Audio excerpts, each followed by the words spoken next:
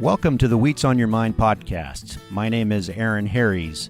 Wheats on Your Mind is brought to you by the Kansas Wheat Commission and Kansas Association of Wheat Growers. Our guest on this episode is Tom Tunnell, retired president of the Kansas Grain and Feed Association.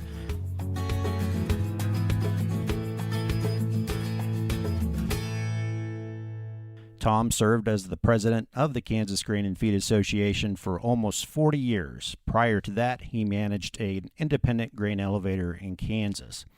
So full disclosure, Tom was my first boss. He hired me fresh out of K-State many years ago, a green farm kid. And Tom did a lot to teach me the ways of the real world, and I appreciate that, Tom. Thanks for joining us.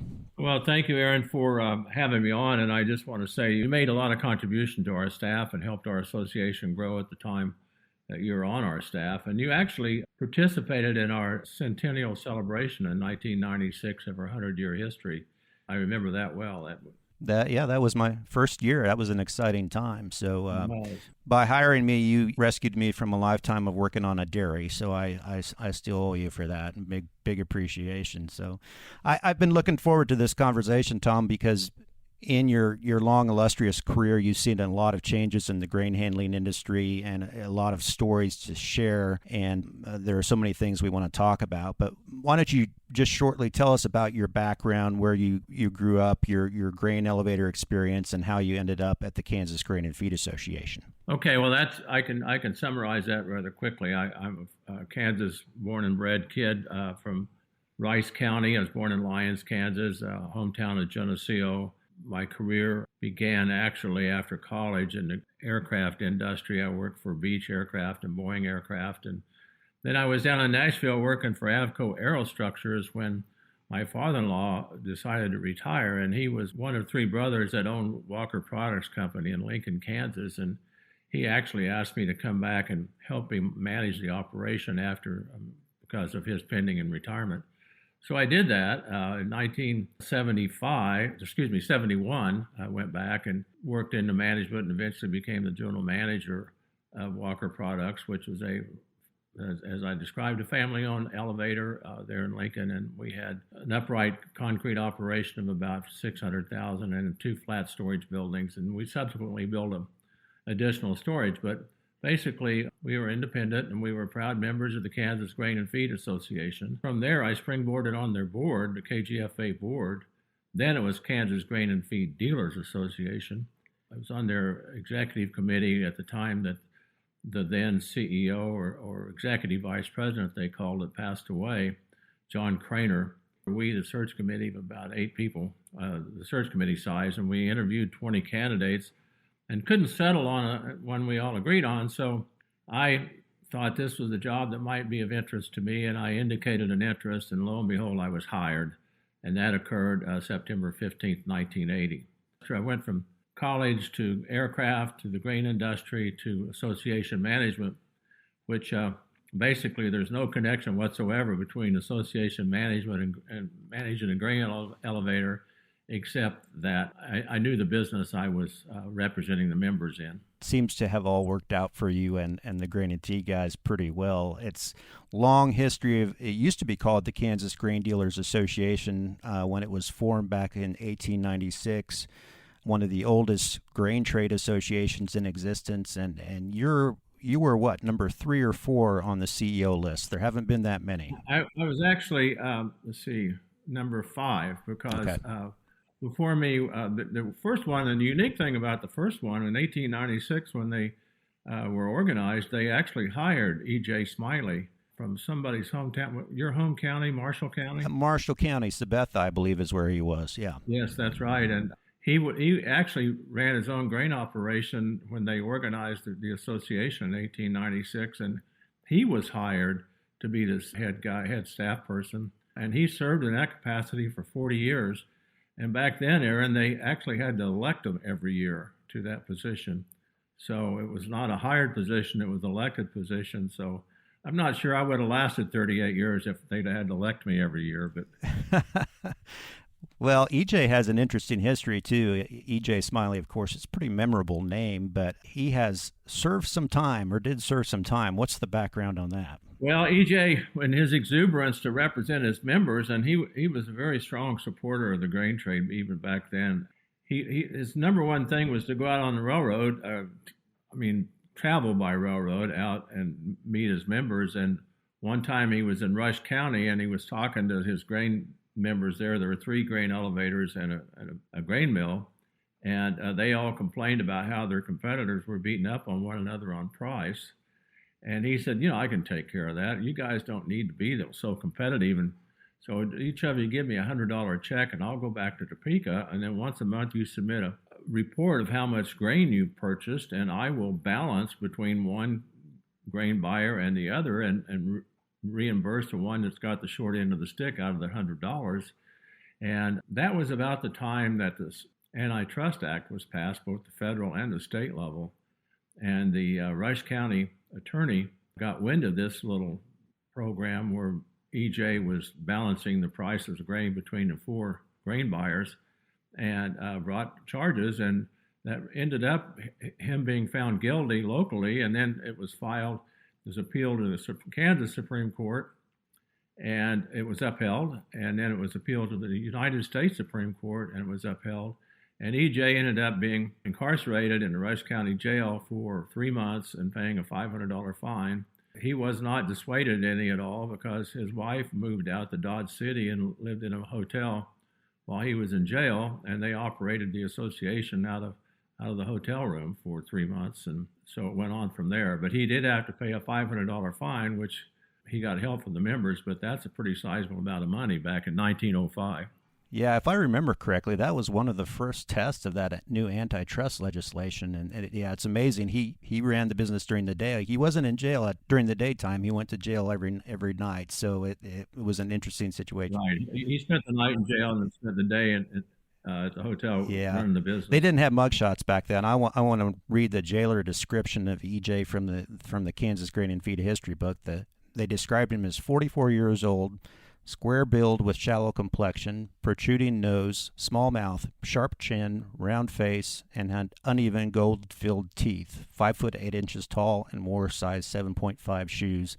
If you see a picture of this guy, that's about correct, I think. He looks like Radar from MASH, I think, a little bit. I did admire him when I read all the stuff that he did. But he was a small guy, but he sure was dedicated to the industry. Oh, and his members really loved him. He served for a long time, as he said, through election. So, but you were kind of thrown into the job after John Craner passed away in 1980, and thrown into the fire, so to speak. If that was the year that the Staggers Act was passed, is that correct? That is correct. If you think about it, in 1980, set the stage a little bit. Jimmy Carter, turned out to be the last part of his administration because he was subsequently beat in November by Ronald Reagan.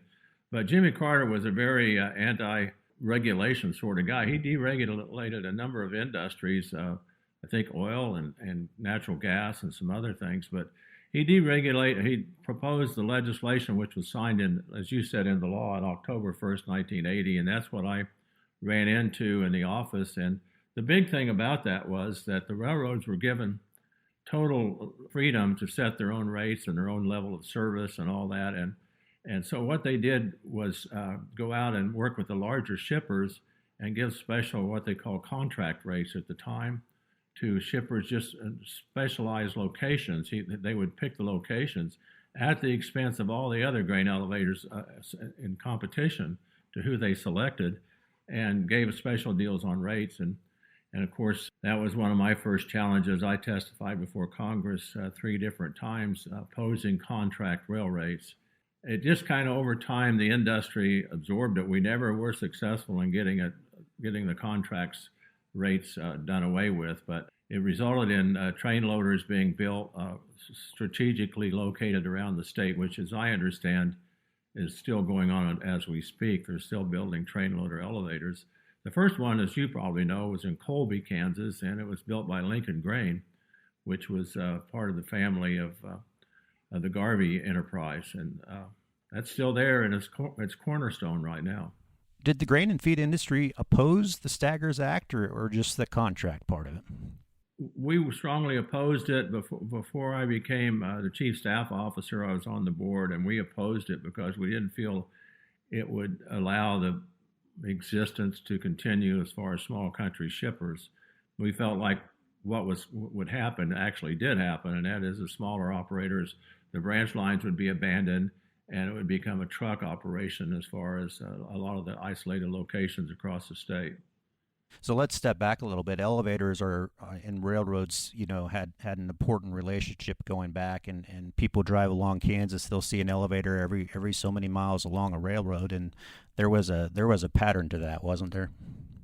Well, the pattern, as I understood it, was about 12 miles in between grain elevators, and that worked out two different things influenced that. One was a railroad, obviously, where they wanted them, but secondly, it's 6 miles is about how far you could drive a team of horses with a load of grain, and that's how it kind of started. The elevators being located 12 miles apart, and you can still see that when you drive in western Kansas or anywhere in Kansas, basically that 12-mile difference in locations.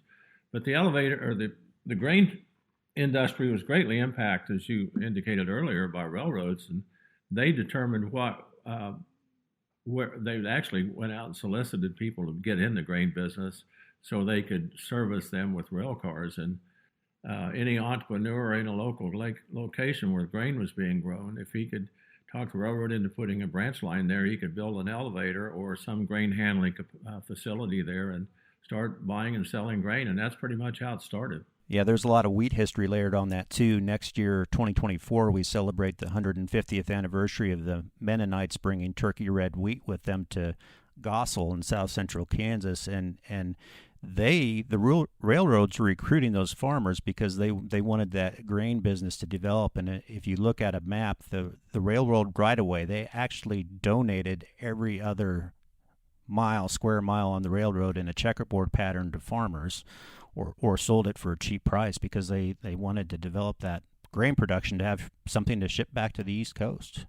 So that's absolutely what started our industry, without any doubt. And so you have to give credit to the rail industry for starting the grain storage industry and the grain production. It's all went hand in hand. It was very important that they worked together. What were some of the reasons the Kansas Grain Dealers Association was created in the first place?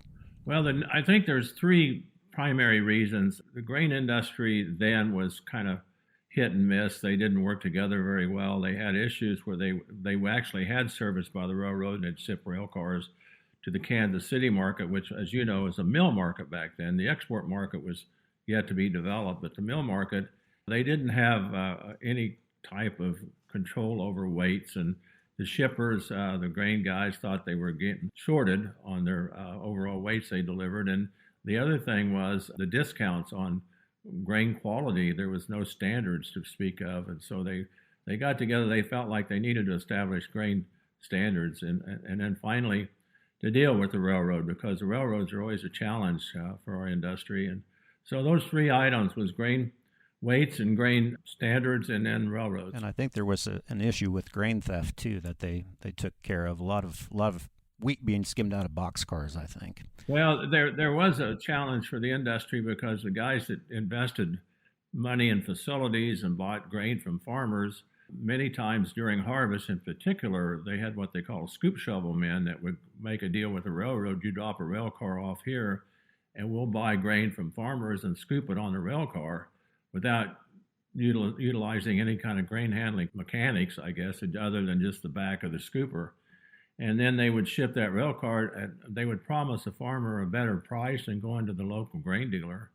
And you know what would happen there. I mean, typically it didn't work out that way. They were kind of shysters. So that was one of the big challenges for the grain people that were actually in the business and had facilities of dealing with these guys. And then later on, that all proliferated into challenge on credit and different things like that too. Yeah, one of the big challenges the industry faced in the 70s was the Russian grain embargo, which was lifted in 1981 by Reagan. I imagine that made the grain handling industry pretty happy when that happened. Yeah, I remember that quite well. We were having our convention in Wichita in April of 1981, and we were supposed to have Pat Roberts as a speaker, but because of this negotiation going on the Carter's embargo with the Reagan administration then, he actually called and I piped him through his voice through the PA system to the whole operation, and he announced then that the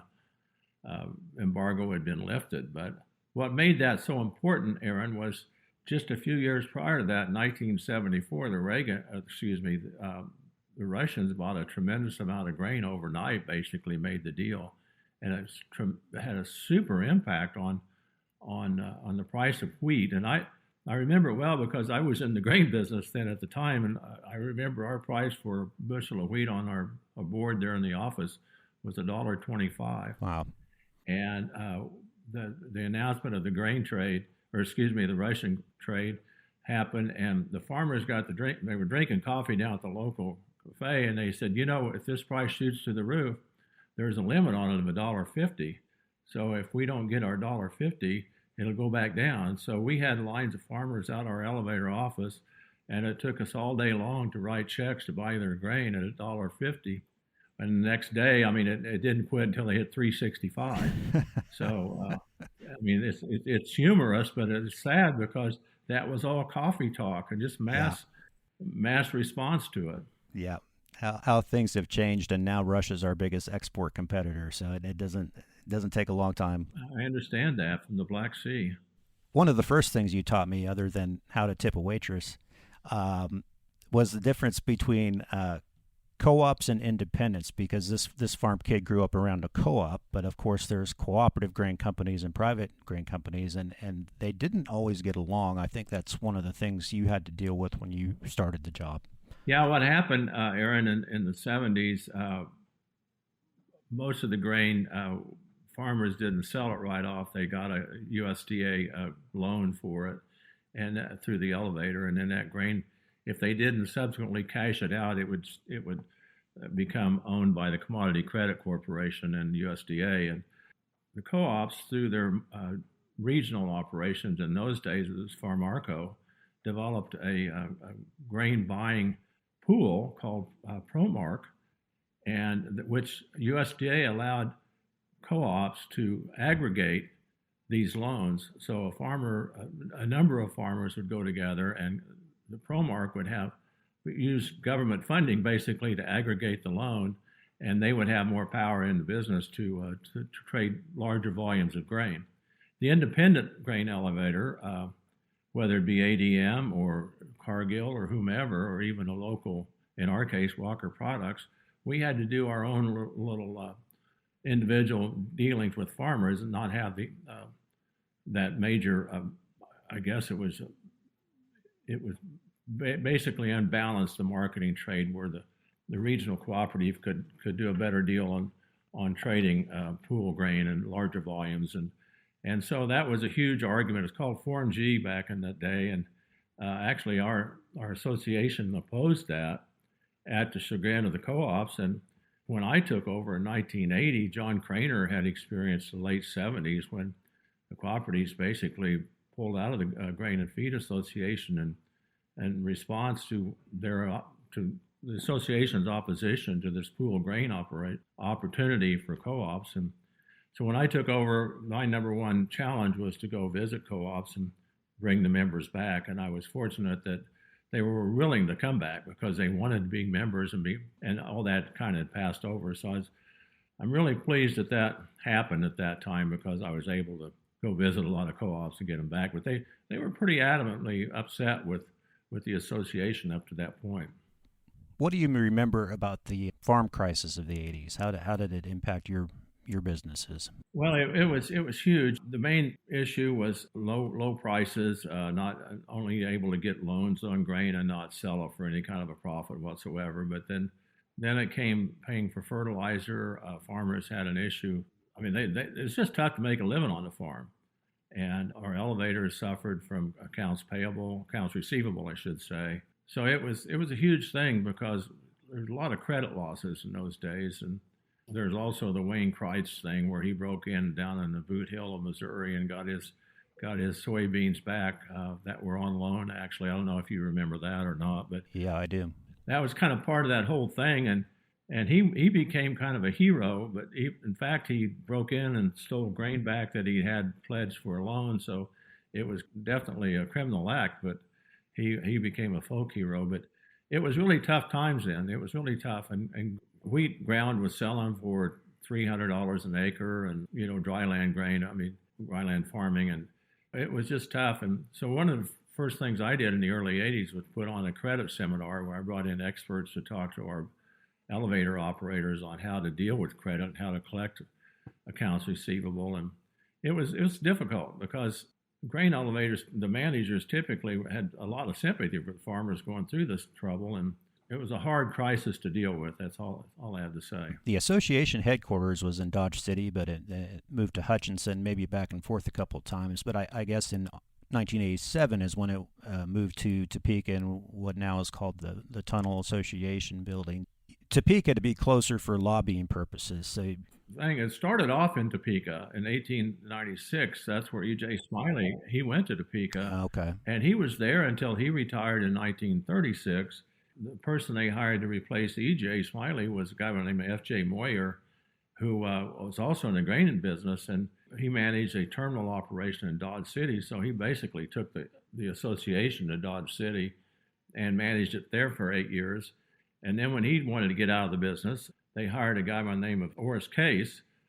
This was in 1944, and just during the war. And Horace, as I recall, I talked with him before he passed away. He told me that he brought a few $100s in a cigar box from Dodge City to Hutchinson and started and reestablished the association in Hutchinson, and stayed in Hutchinson, as you say, until I moved it in 1987. Hutchinson was actually that's where the Wheat Commission was headquartered. They actually moved to Manhattan first, and then I moved. And the reason I moved the office from Hutchinson to Topeka was obvious. We had to deal with the state legislature.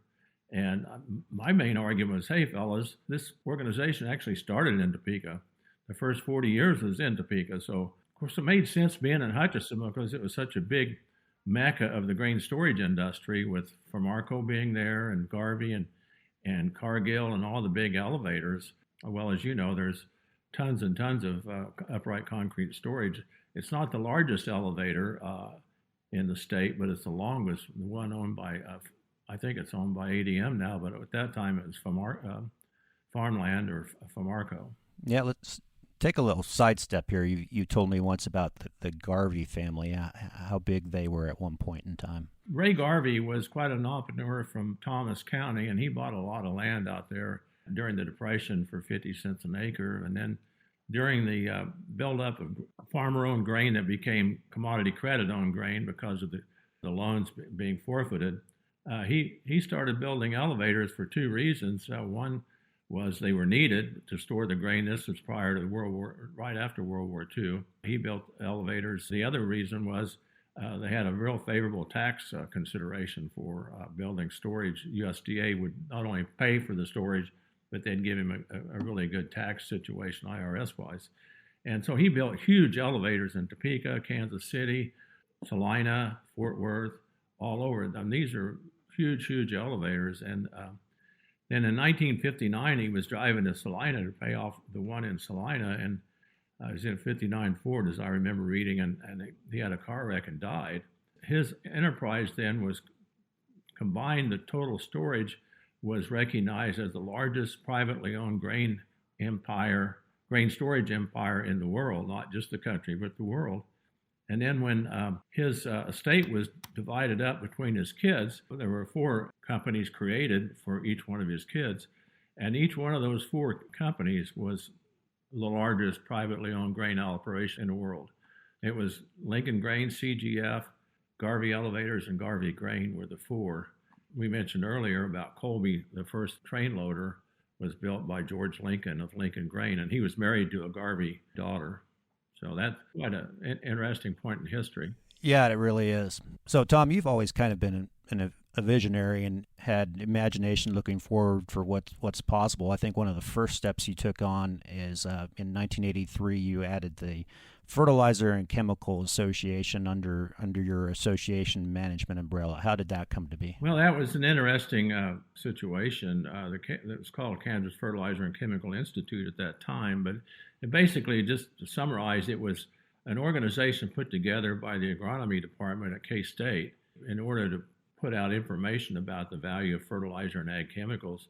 They would go to dealers and show them, and then these guys would start selling these products, and they started their own little organization, and their first convention was actually at Kansas State, and they had fertilizer application equipment and all that out on the parking lot outside the agronomy department. And then the organization kind of grew from that. They were all volunteers and became KFCI. It was a 501c3, which in tax terms, that means it's a foundation for education and research. And so when we took it over they asked us to become, because all the people that managed the organization were all volunteers, and they wanted to pay more attention to their business. So our board decided, Grain and Feed, that we would manage them for a price, not knowing that they were a 501c3. And of course, we were getting all geared up to represent the industry in the state legislature and do all the things that a trade association does. And then when we realized it was a C3, we reorganized it as Kansas Fertilizer and Chemical Association. And the KFCI became our foundation for education and research.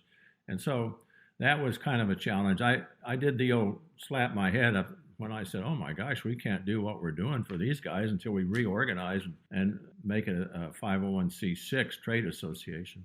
That's kind of a detail, but that was a challenge certainly in those days.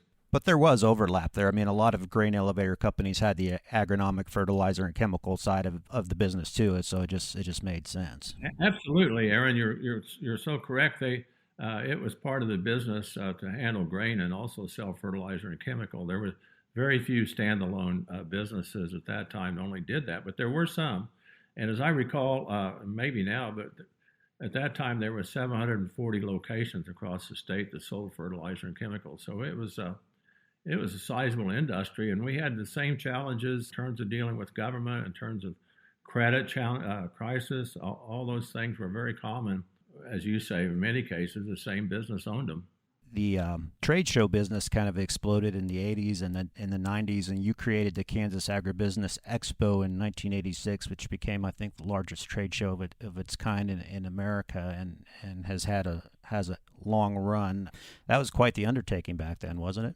Well, it was a challenge because in those days, Grain and Feed had its own convention at Century 2 at that time in '83 when we took over the fertilizer and chemical industry in April. And then the fertilizer and chemical industry, like I said, it was volunteer managed. They did theirs in December in Century 2.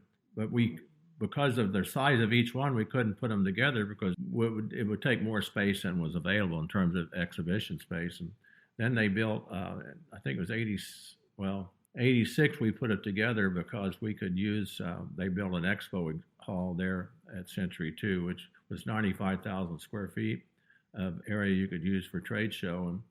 And that, I think that's where they still have the expo, and its conjunction with the Hyatt Regency Hotel there in Wichita.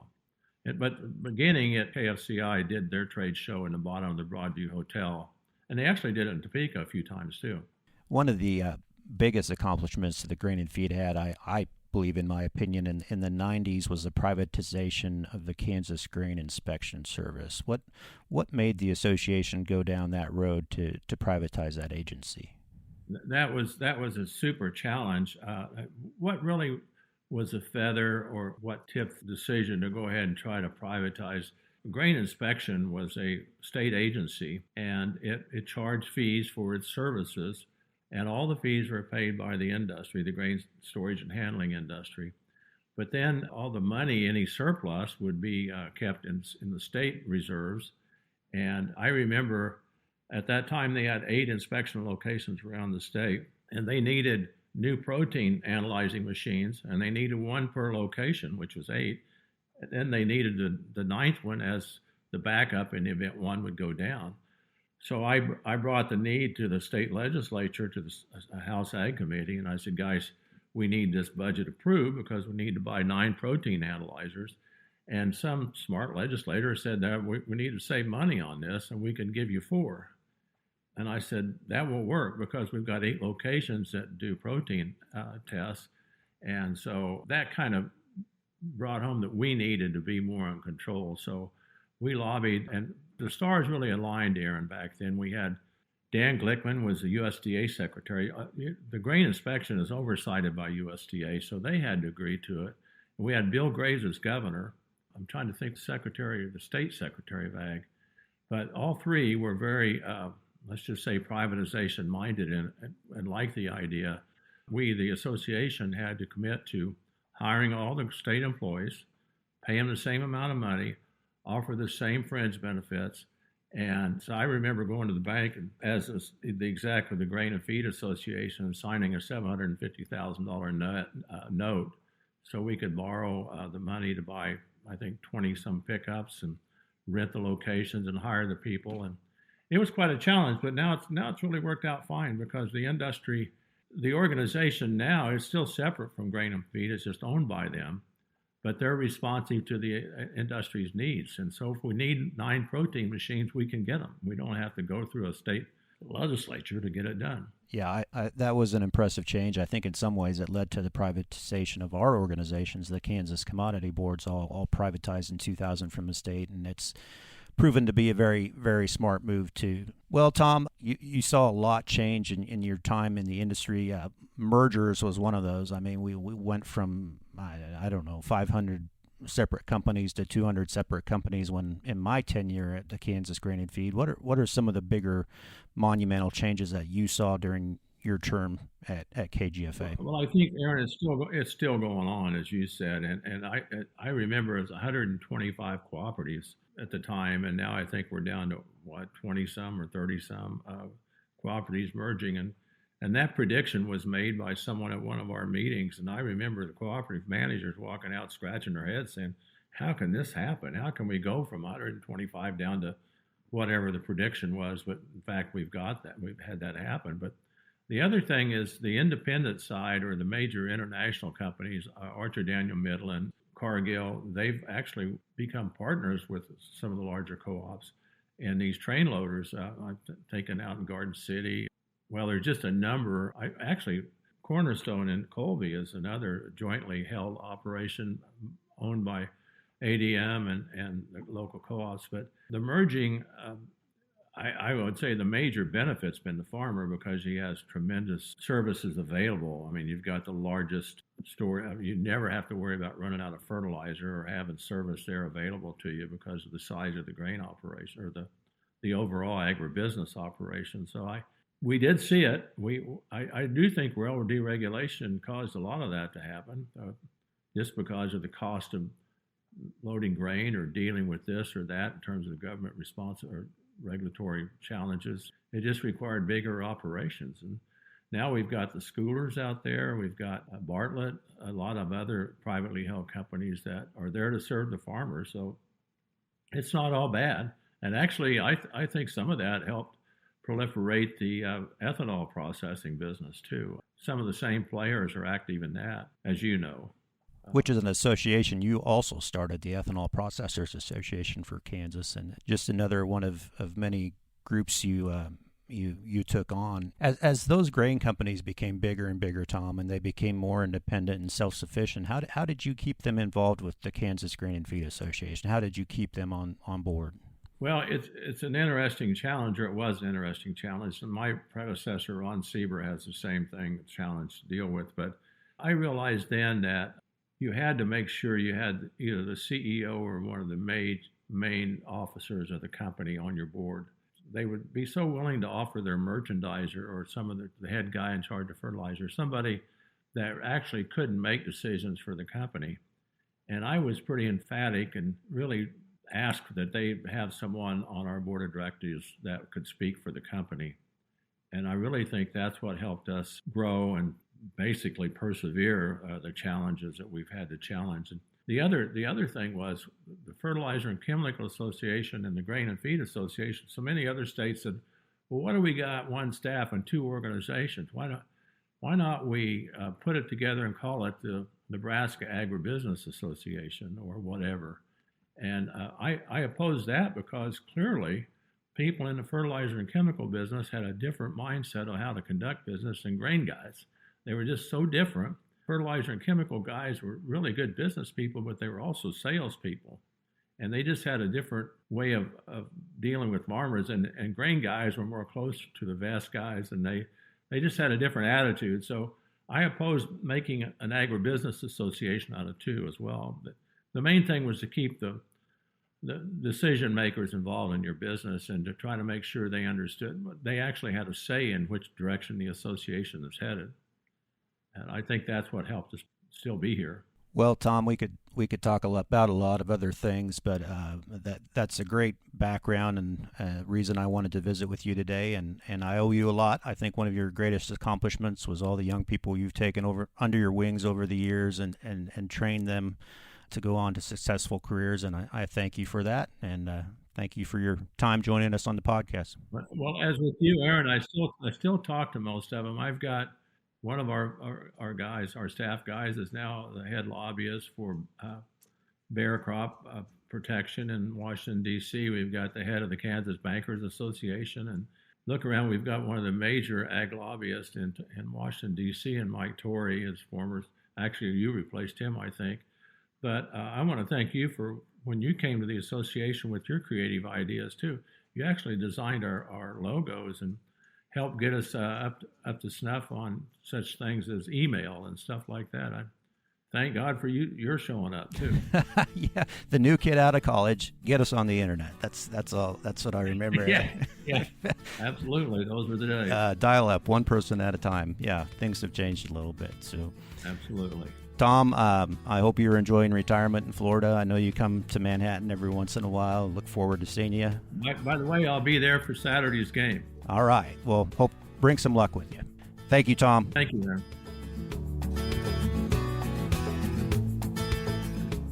My special thanks to Tom Tunnell for joining us on this episode of the Wheats on Your Mind podcast. Remember, if you have questions for any of our guests or ideas for future podcasts, please email us at podcast@kswheat.com. I'm Aaron Harries. Thanks for listening.